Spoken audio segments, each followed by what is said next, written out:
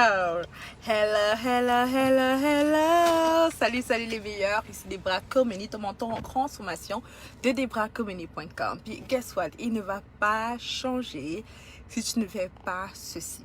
Puis avant que je te dise exactement ce que tu vas faire pour qu'il puisse changer, je veux juste que tu comprennes une chose. Je veux que tu comprennes que ta destinée est entre tes mains. Et oui, tu peux la remettre à Papa bon Dieu.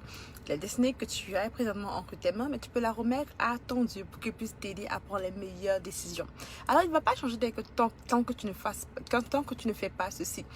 La plupart des femmes sont dans une relation où elles désirent que le partenaire change, right? Et tu fais de ton mieux pour qu'il puisse changer, right? Et tu ne sais pas pour quelle raison il ne change pas. Tu as même prié pour lui pour qu'il puisse changer. Tu as même jeûné pour lui pour qu'il puisse changer. Tu as même commencé à le dire qu'il doit changer. Tu as même murmuré, bourdé, crié, parlé sans qu'il ne change. Et devine quoi? Il ne va presque jamais changer si tu ne fais pas ceci. Pourquoi je te dis ça? Parce que la raison pour laquelle il ne change pas, ce n'est pas parce qu'il ne veut pas changer, ni parce qu'il ne peut pas changer. C'est parce qu'il n'a pas besoin de changer.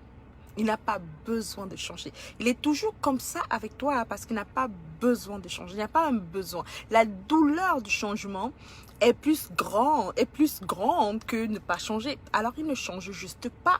Alors, si tu veux vraiment qu'il change, c'est exactement ce qu'il faut que tu fasses. Je veux que tu me prennes au mot. Je veux que tu testes la pratique. Je vais te montrer. Pour qu'il puisse vraiment changer, il est temps que toi-même, écoute ça. Le changement que tu veux qu'il puisse avoir ne dépend pas de lui, mais ça dépend de toi. Si tu veux qu'il change, tu dois changer. Si tu veux qu'il change, tu dois absolument changer. Attends, ne va pas trop vite, écoute-moi. Il est confortable avec celle que tu es maintenant et c'est pour ça qu'il ne change pas. Lorsque tu te transformes, il devient inconfortable et il se sent sur mission un peu panique. Il se dit, est-ce que je vais la perdre? Il commence à voir la femme extraordinaire que tu es et il fait de son mieux pour devenir la meilleure version de lui-même. Pourquoi? Parce que tu reflètes la lumière, tu es transformé, tu glores. Il y a une lumière sur toi. Et maintenant, cette lumière qui est sur toi l'impacte automatiquement. Et là, il désire changer. Et même si là, il ne change pas, c'est parce qu'il n'était pas pour toi. Écoute cette histoire. Deux jeunes couples chrétiens qui aiment le Seigneur, mais qui ont une relation qui va tellement mal. Le couple s'en va voir le pasteur, un de leurs pasteurs. Le pasteur a dit... concentrez-vous sur le Seigneur, concentrez-vous sur vous-même. Très bon conseil.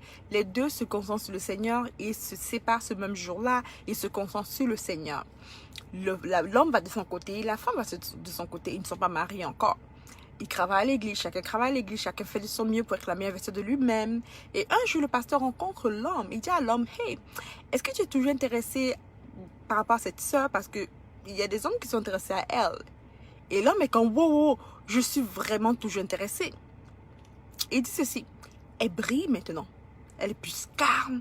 Tu sens qu'elle est heureuse, elle est joyeuse, comme je suis intéressée. Et le soir même, le gars appelle son ex, il appelle la jeune dame. Le lendemain, il a la clarté que c'est la femme de sa vie. Il la demande en mariage, il se marie. Si cette femme n'avait pas changé, il n'aurait jamais même vu la gloire qui était sur elle. Il n'aurait jamais vu la femme raffinée, extraordinaire qu'elle est. Depuis, tu veux qu'il change, tu pries pour qu'il change. Pourtant, ce n'est pas ça que tu dois faire. Ce que tu dois faire, c'est que tu dois changer toi. Tu dois prier pour changer toi. La raison pour laquelle il ne voit pas de lumière sur toi, c'est peut-être parce qu'il n'y a pas la lumière sur toi. Tu es tellement occupé à le faire changer que tu oublies que c'est toi qui dois changer. Et c'est ton changement, c'est ta transformation qui attire. C'est ta lumière qui éclore, c'est ta lumière qui louit. Et maintenant, parce qu'ils voient les bonnes œuvres de Dieu sur ta vie, maintenant ils sont attirés et ils veulent venir vers toi.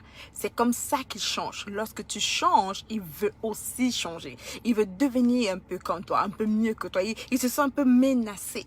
Alors arrête de prier pour qu'il change. Toi, change. Manifeste la lumière. Concentre-toi sur ta lumière. Fais briller ta lumière. Et dans tous les cas, rappelle-toi, si même ne change pas avec le fait que tu brilles ta lumière, soit la lumière attire, soit la lumière repousse. C'est une loi, c'est un